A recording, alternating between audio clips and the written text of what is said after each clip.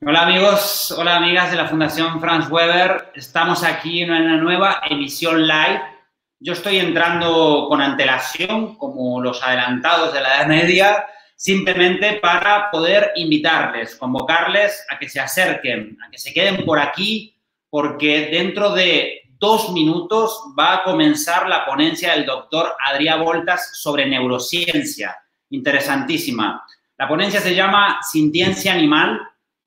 Otra razón científica para la transición proteica, y tenemos una sorpresa muy pero que muy especial, porque en los primeros minutos de la ponencia vamos a estar en vivo con el Santuario Gaia, con Isma, con Coque, con los habitantes de allí, para que ellos nos expliquen cómo viven los animales en un santuario, para que sepamos cómo son realmente los animales cuando no están explotados. Y luego el doctor Adrià Voltas nos va a explicar desde el punto de vista de la neurociencia cómo viven los animales en una ganadería, qué es lo que les estamos haciendo cuando los encerramos, cuando los tratamos como si fueran meras cosas, cuando los usamos para nuestro alimento. Esta ponencia va a durar aproximadamente unos 20-25 minutos. También pueden enviar sus preguntas mediante las redes sociales, las redes en las que estamos. Recuerden, son el Facebook de Gaia, que les agradecemos muchísimo darnos el espacio allí con los miles y miles y miles de seguidores y seguidoras que tienen.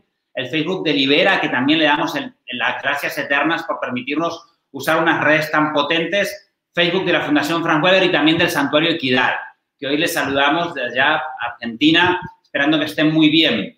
Entonces, en unos segunditos vamos a entrar ya con Adrià Voltas. Les pido, por favor, que compartan esto en la red que lo estén viendo. También en Twitter, en mi Twitter personal, @leoanselmi. Ahí podrán ver en directo esta transmisión. Les pido que lo compartan, que hagan un RT, que hagan un compartir, que lo manden por WhatsApp. Así que nada, le doy la bienvenida al doctor Adrià Voltas. Lo voy a saludar así rapidísimo. Adrià, ¿qué tal? ¿Cómo estás? ¿Qué tal?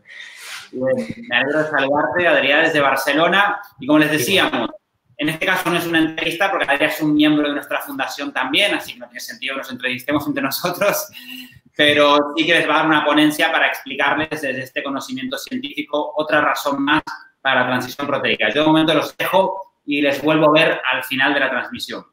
Suerte, Adrià. Gracias, Leo, por la presentación.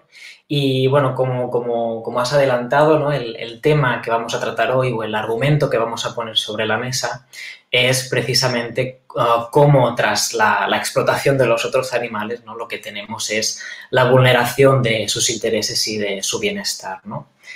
Y voy a tratar esta cuestión desde el ámbito científico, aunque en clave totalmente divulgativa.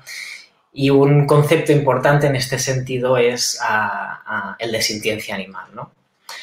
Sin embargo, incluso, ¿no? cuando analizamos los datos en clave crítica, ¿no? Digamos, podemos correr el riesgo de perder de vista de que al final de lo que estamos hablando es de las individualidades de sujetos sintientes, ¿no? Y por ello nos parecía interesante contar en esta sesión con la intervención del Santuario Gaia, ¿no? Un poco para poder complementar la visión de lo que nos aportan los datos con la visión de las vivencias y las experiencias de los residentes de un santuario en el que, ¿no? En el que el trato que se les proporciona es precisamente el de sujetos sintientes, ¿no? Así que si desde el equipo de producción quizás podemos incorporar a nuestros compañeros del santuario. Hola. Hola. Hola, ¿qué tal? ¿Cómo estáis? Aquí. A puntito de ya guardarse los animales que están cenando ahora. Sí. Pues como decía, encantado de poder contar con vuestra intervención en esta sesión y nos encantaría que nos contarais un poco sobre cómo son las vidas de estos individuos en el contexto de un santuario. Pues, bueno, la verdad que es muy diferente la vida de los animales que viven en un santuario al de la granja. Mira, por ejemplo, os vamos a mostrar, a ver si se puede ver. ¿Se ve? Sí. Aquí se ve, aquí el cerdito este pequeño se llama Liam y como veis tiene un problema en una de sus piernas que la tiene amputada porque se la amputaron en una granja sin anestesia. y el ternero es Cristian. Y bueno, como podéis ver, han establecido entre los dos un vínculo de amistad muy fuerte, porque eso es una cosa que pasa en los terneros, ¿no? Que son las vacas y los toros, que crean vínculos que establecen de por vida, sea con la especie que sea, y los consideran parte de su familia y duran para siempre, ¿no? Y entre ellos pues ha surgido esta amistad y aquí están cenando juntos y bueno, es que, no sé, una cosa que podemos contar, por ejemplo, ¿no? De los cerdos, que muy poca gente conoce, es que los cerdos, siempre estamos diciendo que los cerdos, pues eso, utilizamos la palabra cerdo, ¿no? Como algo despectivo, como sinónimo de guarro, ¿no? De sucio. Pero sin embargo, los cerdos son los animales más limpios que viven en el santuario. Nunca, pero nunca, nunca hacen sus necesidades en sus habitaciones, o sea, ni donde duermen ni donde comen. Son muy limpios, porque aparte es que son muy escrupulosos. Así que el sufrimiento que tienen que tener estos animales en las granjas, donde tienen que vivir encima de sus propias heces y todo. Sí.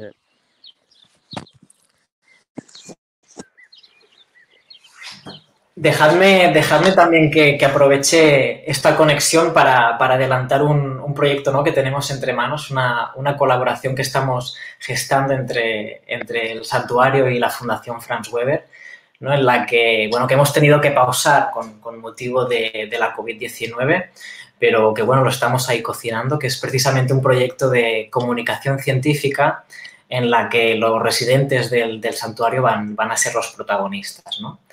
En esta voluntad, ¿no? de combinar un poco lo que nos aporta la ciencia sobre las vidas emocionales y cognitivas de estos animales y las experiencias, ¿no? de las que vosotros sois testigos cada día, ¿no? Y aquí, sobre todo, por ejemplo, llama la atención, ¿no? esta relación interespecie que se establece entre un cerdo y un ternero, ¿no? que quizás también pueda llamar la atención mucho a la gente, ¿verdad?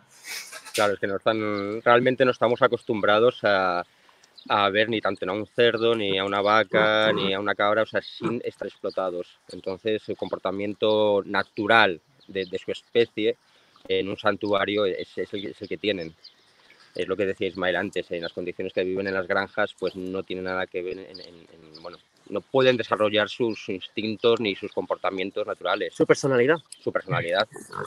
Claro, total. Al cabo, son individuos y cada uno tiene su propia personalidad, como nos puede pasar a las personas, y aquí lo vemos todos los días. Y es cierto que ni todas las gallinas son iguales, ni todos los cerdos son iguales, ni todas las vacas son iguales. O sea, cada uno es un individuo diferente. Sí que es verdad que hay comportamientos que más de una especie o de otra, que hace que sean como más diferentes, ¿no? Pero luego cada uno es muy diferente. Sí, podemos hablar de personalidades. Personalidades muy diferentes. Pues, es que los tenemos aquí. Es que están jugando ahora. No, y el otro día os escuchaba que explicabais la rutina en relación a las vacas y los toros, ¿no? Que durante el día se van a unos prados que tenéis allí cerca, ¿verdad? Sí. Pero que luego por la noche les dais, si entendí bien, les dais 2 opciones, ¿no? Lo cual es otra de las diferencias que encontramos con el contexto ganadero, ¿no? Que tienen la opción de dormir bajo resguardo, pero también tienen la opción de dormir al aire libre, ¿no? Exacto. Sí, me llamó la atención que en la mayoría de los casos preferían dormir al aire libre, ¿verdad? Sí, es así.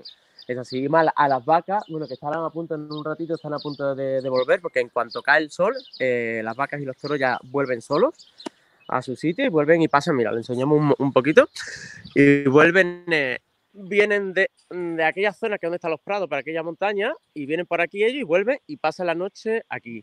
Tienen aquí un techado, una nave, donde si quieren pueden entrar a resguardarse por si nieva, llueve o lo que sea, pero si no llueve ni nieva, les encanta estar aquí, todos juntos, bajo el sol, bajo la luna y las estrellas, sí, es así, y depende. Lo que has dicho es muy importante, la capacidad de elección que tienen.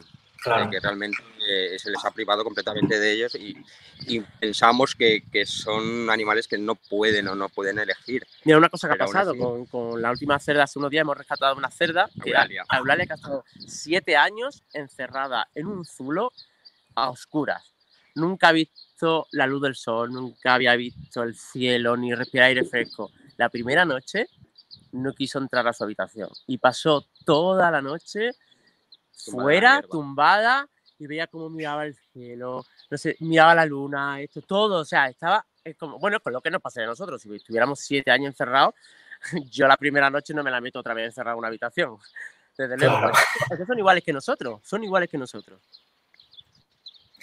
Pues muchísimas gracias por vuestra intervención y bueno, me gustaría que nos quedáramos un poco con esta idea, ¿no? De cómo el reconocimiento de las individualidades y de las vidas afectivas de los otros animales, pues al final nos conducen a establecer una relación que debería estar basada en los cuidados, ¿no?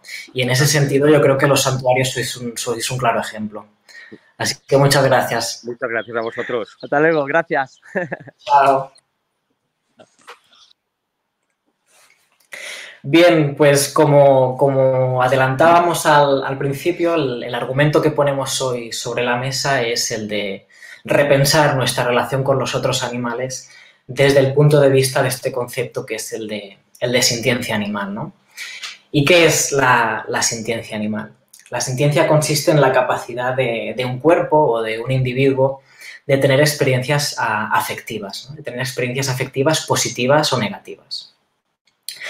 En este sentido, ¿no? En el momento en el que un individuo es sintiente, dicho individuo, por tanto, puede ver su vida perjudicada o beneficiada y, por tanto, desde la filosofía moral, ¿no? Se considera que la sintiencia es un criterio de consideración moral y político, ¿no? Porque en el momento en que un individuo puede ser perjudicado o beneficiado, dicho individuo debería formar parte de una misma esfera de consideración moral y política. Y habiendo, ¿no? Establecido un poco la importancia ética y política de este concepto y de habernos acercado a las experiencias por parte de los santuarios, nuestros espacios donde los animales recuperan su identidad de sujeto, digamos, a continuación me gustaría establecer un poco de contexto histórico muy breve para poder seguir ahondando en este concepto, ¿no? Si nos fijamos en los últimos 50 años, la cantidad de veces que en la literatura académica encontramos conceptos como ética animal o relación humano-animal, vemos que estos conceptos o la cantidad de veces que aparecen estos conceptos en esta literatura académica ha crecido de manera exponencial. Y esto denota, ¿no? un creciente interés por analizar la manera en la que nos relacionamos con los otros animales. Y este interés no es en absoluto ajeno de la producción científica, ¿no? Nuestro escrutinio sobre la ética que da forma a nuestra relación con los otros animales está totalmente vinculada a nuestro nivel de conocimiento sobre las vidas afectivas de los otros animales, ¿no? Sobre quiénes son estos otros individuos, ¿no? En este sentido, hay dos puntos, momentos históricos o la publicación de 2 documentos importantes que siempre acostumbro a mencionar. Uno de ellos, seguro que bueno, la mayoría lo conocemos, es el año 2012, año en el que se publica la Declaración de Cambridge sobre la consciencia, un manifiesto científico en el que básicamente se nos pone sobre la mesa el hecho de que no disponemos de evidencias científicas para afirmar que solamente el animal humano es consciente, ¿no? De hecho, en este manifiesto se concluye, ¿no? Que mamíferos, aves y otros organismos como los pulpos deberían ser considerados conscientes. El siguiente documento del que quería hablar se publica 5 años después, en el 2017. En ese año se publica un dossier científico que había sido encargado por la Autoridad Europea de Seguridad Alimentaria. Había sido un encargo a un instituto de investigaciones agronómicas en Francia. El objetivo de este encargo era analizar el estado de la cuestión o analizar nuestro estado de conocimiento, ¿no? En relación a esta cuestión, ¿no? En relación a la consciencia animal. En la elaboración de este dossier participaron 17 especialistas de diferentes ámbitos y, por explicarlo de una manera resumida y en términos generales, se llega a la conclusión, o digamos, se llega a las mismas conclusiones que en la Declaración de Cambridge, con el añadido de que en este dossier se expande el abanico de implicaciones o de aspectos asociados a este debate. Por ejemplo, se incluye la cuestión de la sintiencia en peces, de la que hablaré un poquito más adelante, e incluso se abre el debate a la posibilidad de la sintiencia en invertebrados, ¿no? Invertebrados más allá de los pulpos como los cefalópodos que ya habían sido mencionados en la Declaración de Cambridge.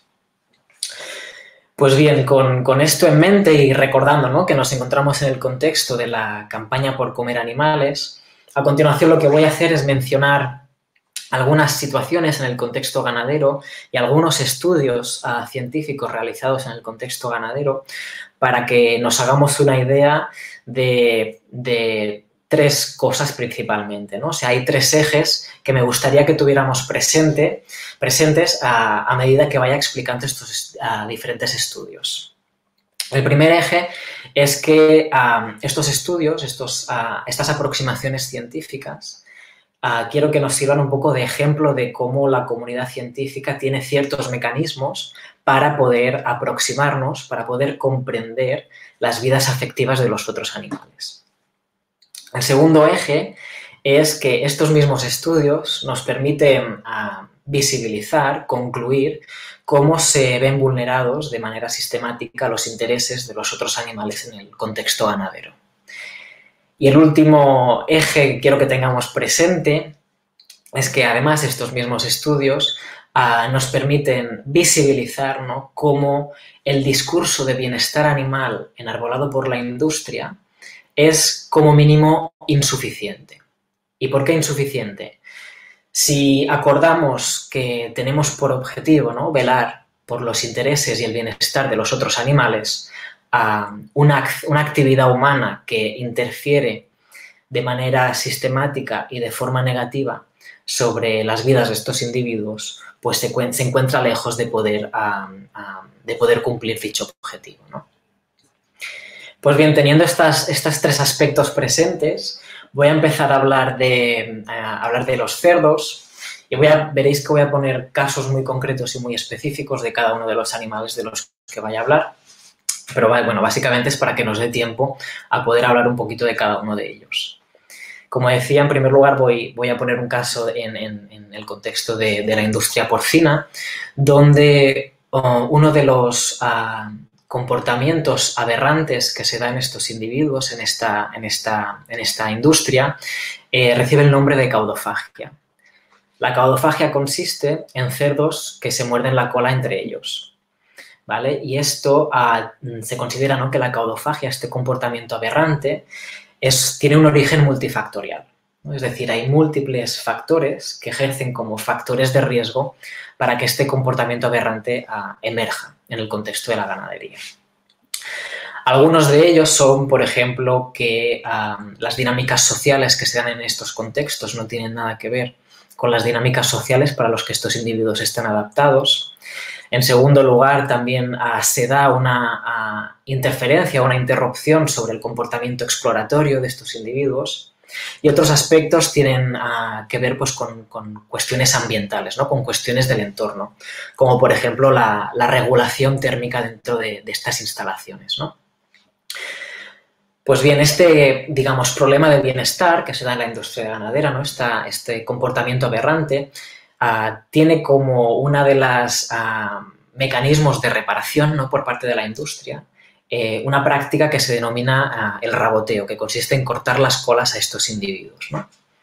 Por tanto, vemos como un problema de bienestar, que es que los cerdos se muerdan la cola entre ellos, es solucionado con otro problema de bienestar, que es la amputación de la cola, ¿no?, para la que tenemos datos tanto fisiológicos como comportamentales para poder afirmar que es una práctica dolorosa y estresante, ¿no?, para estos individuos.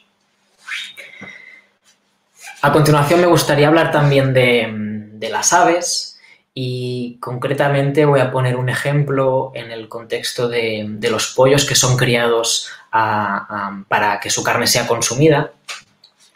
Y lo que se da en este contexto es que estos pollos son seleccionados genéticamente para optimizar o incrementar su tasa de crecimiento. De manera que lo que se da en algunos casos es que el peso corporal de estos individuos es tal que sus propias patas no pueden soportar este peso. Esto lo que genera son diferentes grados de cojera. Y en un estudio que se publicó hace ya 20 años, los investigadores de dicho estudio se plantearon analizar si esta situación, ¿no? si esta cojera podía estar implicando dolor, ¿no? Podía estar suponiendo una experiencia de dolor para estos individuos. Entonces recurrieron como os adelanté antes, ¿no? Recurrieron a uno de los paradigmas experimentales que se utilizan en el contexto del estudio científico de la sintiencia animal, que recibe el nombre de la autoadministración de fármacos, ¿no? En este caso, autoadministración de analgésicos. ¿En qué consiste esto? Es muy simple. Se le ofrece a estas aves, a estos pollos, la posibilidad de alimentarse a partir de dos tipos de alimento distintos. Uno de ellos es el alimento estándar, el alimento normal, y el otro es ese mismo alimento, pero al que además se le ha añadido un analgésico, ¿no? Un calmante del dolor. Pues bien, en este estudio lo que vieron es que las gallinas que no manifestaban ningún tipo de cojera no desarrollaban una preferencia por ninguno de los dos alimentos, es decir, los comían indistintamente. Sin embargo, los pollos que habían desarrollado algún tipo de cojera desarrollaban una preferencia por el alimento que contenía el analgésico, por el alimento que contenía el calmante del dolor. De manera que esto nos lleva a pensar, ¿no?, que están experimentando el efecto positivo del calmante del dolor y que, por tanto, estas cojeras que se pueden dar en la industria de engorde del pollo implican una experiencia del dolor para estos individuos.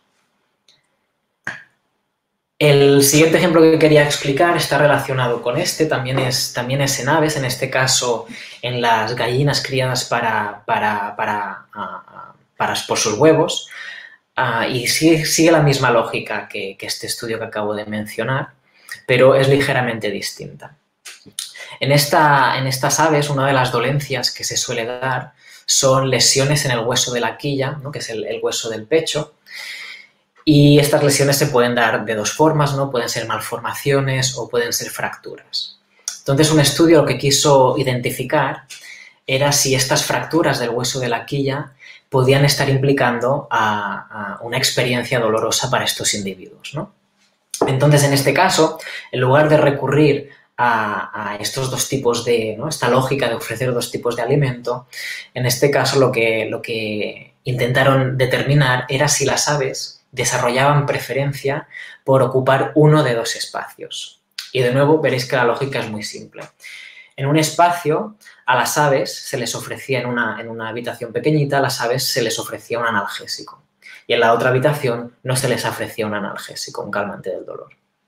Y de nuevo lo que veían es que las aves sanas no desarrollaban una preferencia por ninguno de esos dos espacios, ¿no? De nuevo los ocupaban indistintamente.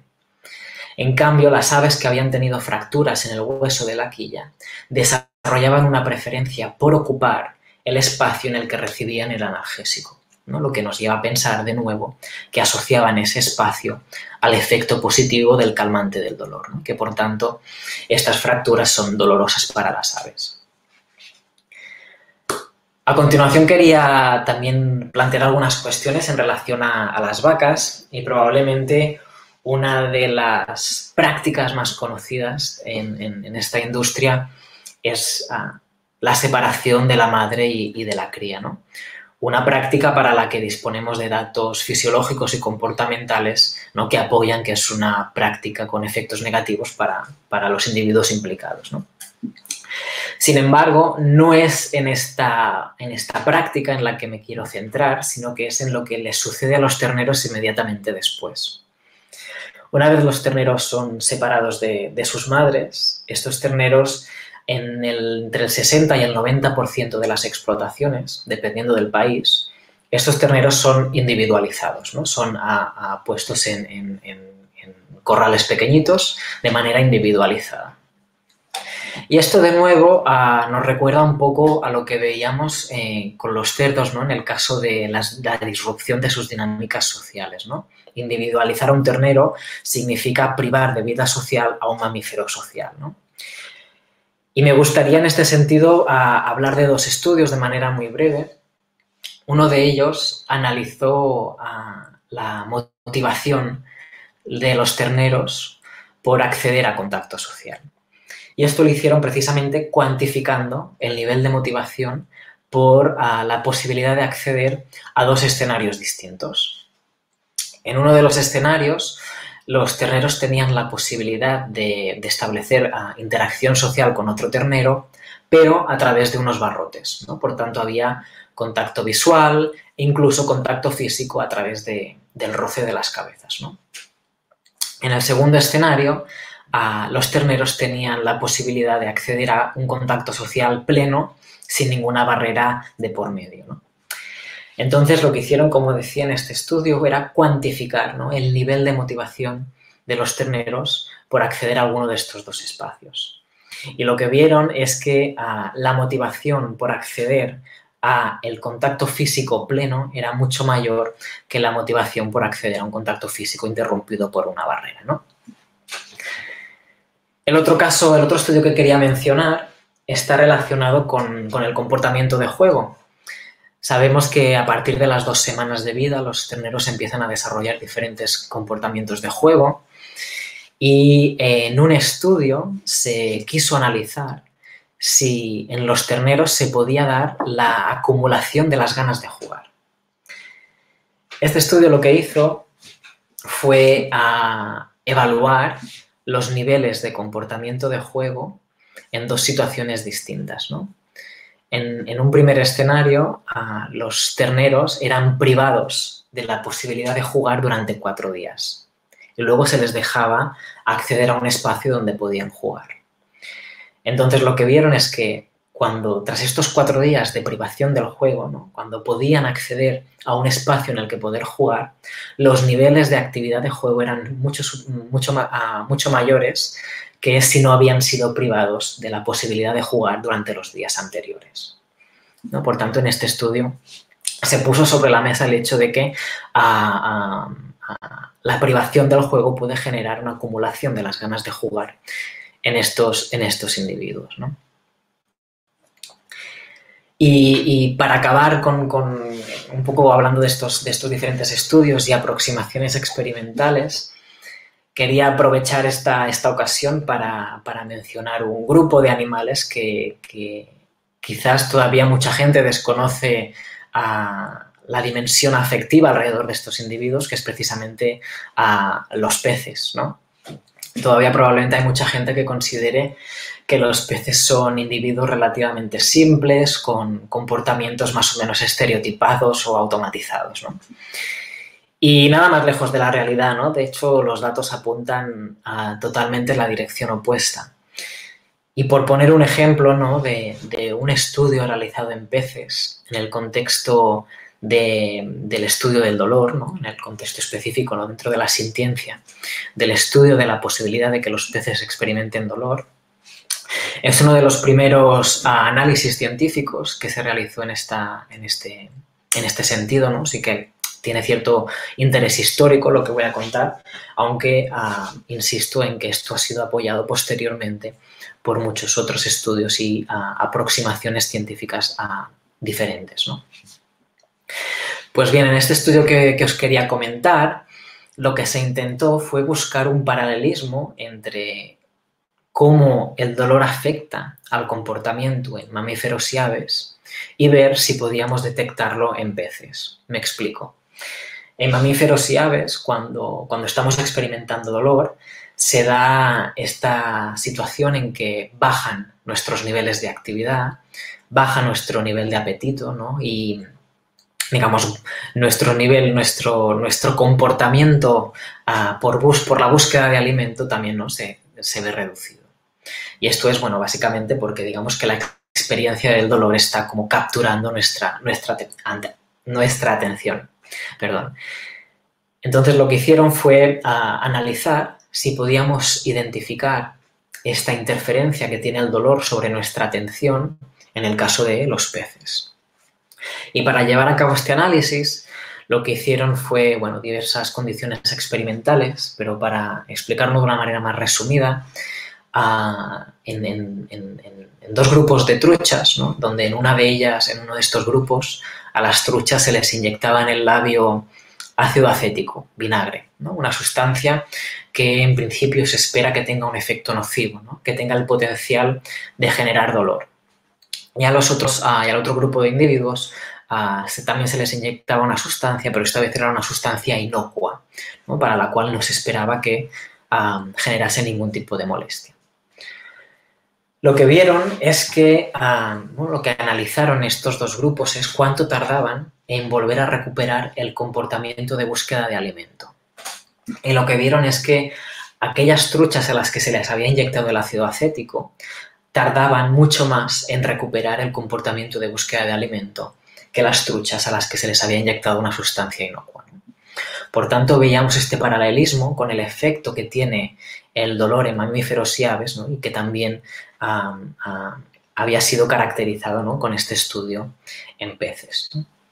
Y como decía, ¿no? Esto ha sido posteriormente apoyado por otras aproximaciones experimentales. Por tanto, hoy sí los datos nos instan, ¿no? A tener en cuenta los intereses y el bienestar de, como íbamos diciendo, mamíferos y aves.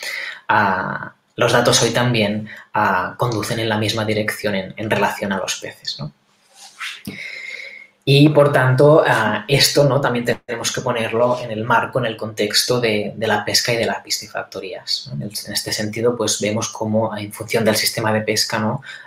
Podemos estar afectando el bienestar de los peces, en tanto ya sea porque se ahogan en la cubierta, porque mueren aplastados por otros individuos dentro de la red de pesca, o en el contexto de la piscifactoría, pues prácticamente nos encontramos con el mismo tipo de retos que en la ganadería de animales terrestres, ¿no? Como por ejemplo la dificultad, sino la imposibilidad de poder satisfacer sus necesidades comportamentales, ¿no?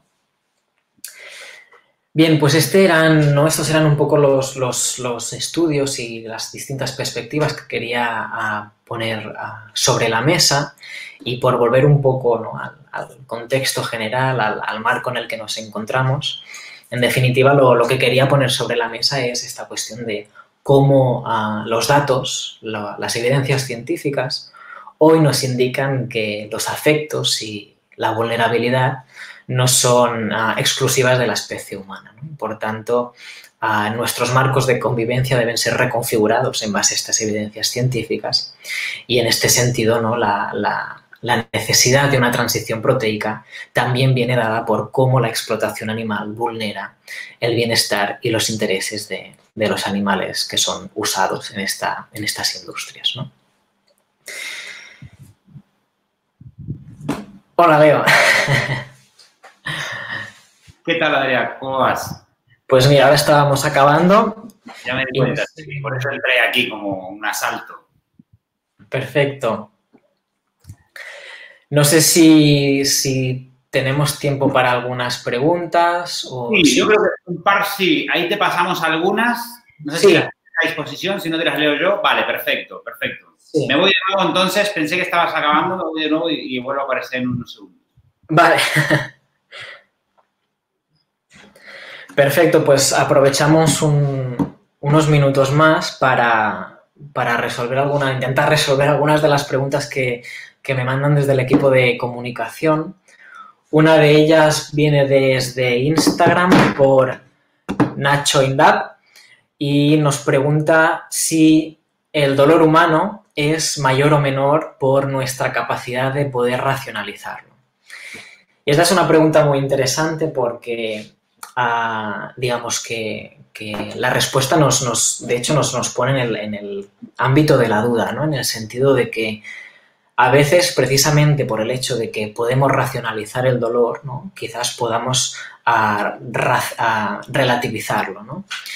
Por poner un ejemplo muy, muy simple, ¿no? Yo cuando llevo a la gata al veterinario, odia estar en el transportín, pero no puedo hacerle comprender que eso va a ser algo tan temporal y que eso se va a acabar enseguida, ¿no? ¿no? En cambio, a mí, por poner un ejemplo absurdo, por muy poco que me guste ir al médico, puedo relativizar el problema, ¿no? O sea, que a veces esta idea de que racionalizar el dolor puede hacer que nuestro dolor sea mayor, digamos que parece ser un poco dependiente de contexto, ¿no? Que quizás en algunos aspectos sí y quizás en algunos aspectos no necesariamente es así.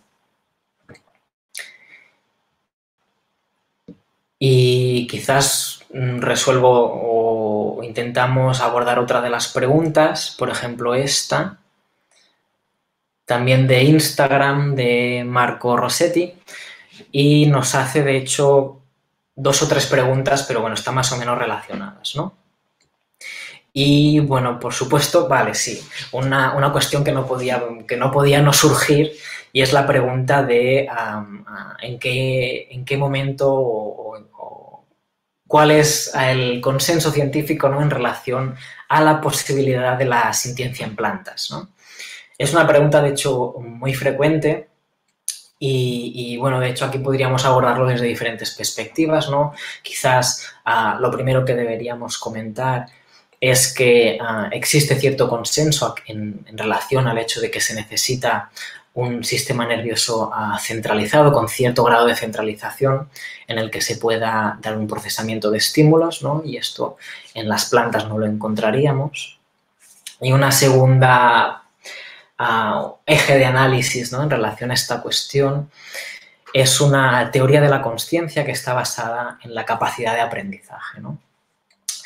Y en este sentido sería decir, no podemos negar que hay determinadas plantas en las que se ha identificado cierto grado de aprendizaje, ¿no? Sin embargo, la teoría de la consciencia, que se basa en la capacidad de aprendizaje, no se basa en cualquier tipo de aprendizaje, ¿no?, sino que es un aprendizaje que tiene cierta complejidad y que tiene ciertos criterios asociados que seguirían siendo insuficientes en el caso de las plantas, ¿no? Es decir, el tipo de aprendizaje que se ha identificado en plantas no cumple los criterios para poder ser considerados susceptibles a la consciencia, ¿no? Y la siguiente pregunta que nos lanza, supongo que también, ¿no?, en relación a esta primera, es si los insectos son sintientes. Y esto, bueno, como mencionaba antes, ya quizás, ¿no?, desde la Declaración de Cambridge, en la que se habla de los pulpos como animales conscientes, yo creo que desde entonces probablemente el ámbito de la sintiencia en invertebrados es donde encontramos hoy la mayor efervescencia dentro de la comunidad científica, ¿no? Yo diría que los 2 grupos de invertebrados para los que tenemos, digamos, más evidencias, ¿no?, que apuntan en la dirección de la posibilidad de la sintiencia son el de los cefalópodos, ¿no?, pulpos, calamares, sepias, y también el de los crustáceos, ¿no?, con cangrejos, gambas, etc. En el caso de los insectos también tenemos datos para algunos grupos en concreto. Por ejemplo, en el caso de las abejas no tenemos bastantes datos en ese sentido, sobre todo sobre la complejidad de sus vidas cognitivas. Sin embargo, hay un reto añadido aquí, ¿no?, y es que el grupo insectos es una cuestión muy heterogénea, ¿no?, es un grupo muy heterogéneo, y la dificultad añadida a la posibilidad de identificar la sintiencia, ¿no?, es hasta qué punto los datos que identificamos, por ejemplo, en abejas, los podríamos extrapolar a otro grupo de insectos, ¿no? Pero en ese sentido, la respuesta tendría que ser, tenemos algunos datos sobre la posibilidad de la sintiencia en invertebrados. Los grupos más probables serían cefalópodos y crustáceos, y quizás en un grado menor de seguridad podríamos poner a los insectos. Y quizá con esto podemos cerrar la sesión. Muy bien. Muchas gracias, Adrián. Estuvo maravillosa. Bueno, gracias. Me gustó aparte mucho que, bueno, pudimos interactuar con la gente de Gaia, y es la primera vez que no es simplemente personas hablando, sino que pudimos ver a algunos de los habitantes de Gaia allí. Fue un live muy, pero muy divertido también por ese touch, por esa pincelada de ver los habitantes del santuario. Total, ¿no? Como decía, no nos podemos permitir olvidar que detrás de estos datos están esos individuos, ¿no? que hemos podido ver con Gaia. Me pareció fabulosa la idea y ojalá podamos acabar el proyecto sobre divulgación científica con los habitantes de Gaia en breve para que la gente también pueda disfrutar de esa información. Y una cosa que siempre decimos en el mundo de la liberación animal, en el mundo del activismo por los derechos de los animales, a veces parece mentira o contradictorio, pero no somos capaces de hablar mucho tiempo de aquellos a los que defendemos, ¿no? Entonces, todos los argumentos que nos das pues nos ayudan a nutrir esa capacidad que tenemos de hablar de ellos, de explicarlo mucho más allá de cómo lo vemos desde un punto de vista emocional, sino también desde un punto de vista científico. Así que, bueno, muchas gracias. Gracias, Leo. Hasta la próxima, Adrián. Yo simplemente anunciarles que el fin de semana será un lujo. El fin de semana será un paquete temático, se llama Weekend con Filosofía, reflexiones sobre el ecocidio. Vamos a tener a Jorge Richman y vamos a tener a Marta Tafalla. Son dos topes absolutos de la filosofía de los derechos de los animales, en especial amalgamada a la filosofía del ecocidio, del desastre que estamos provocando en la naturaleza. La charla de Jorge Richman irá muy enfocada al consecuencialismo, será entrevista, la entrevistaré, será muy enfocada al consecuencialismo, hablaremos de cómo puede llegar a ser el colapso climático, hasta qué punto lo que estamos viviendo hoy en día en la crisis del colapso de la COVID nos puede dar algunas ideas de cómo vamos a vivir dentro de muy poquito. Hoy acaba de hacer un estudio de Canal explicando que dentro de 10 años podrían comenzar los colapsos de los ecosistemas. Muy interesante escuchar a Jorge de esas personas que viene hablando de esto de hace muchísimos años y lo tiene muy bien estudiado y será un lujo tenerle aquí. Y al día siguiente, el domingo, ahora en un ratito vamos a publicar el cartel, el domingo estará Marta Tafalla. Es un lujo escuchar a Marta por toda una serie de cuestiones, pero sobre todo por su racionalismo en el ámbito del pensamiento ecologista y animalista en una sola idea.